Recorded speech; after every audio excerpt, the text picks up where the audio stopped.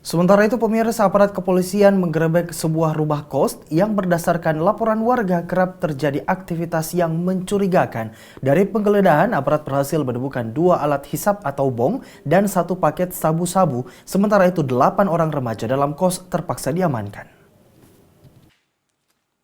Aparat kepolisian dari tim Resmo Polsek Panakukang melakukan penggerebekan di salah satu rumah kos yang berada di Jalan Barawaja, Kecamatan Panakukang, Makassar, Jumat dini hari.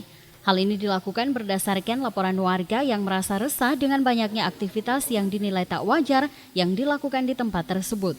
Benar saja, saat melakukan penggerebekan, polisi yang semula hanya mendapati sebuah senjata tajam jenis badik terkejut saat menemukan 1 buah alat hisap yang disembunyikan di bawah kasur. Aparat yang terus melakukan penggeledahan kembali menemukan bong dan 1 paket sabu yang belum digunakan yang disembunyikan di dalam toilet.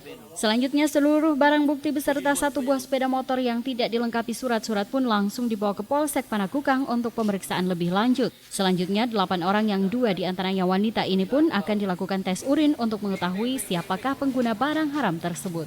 Dari Makassar, Aksa Arsyad, GoTV memberitakan.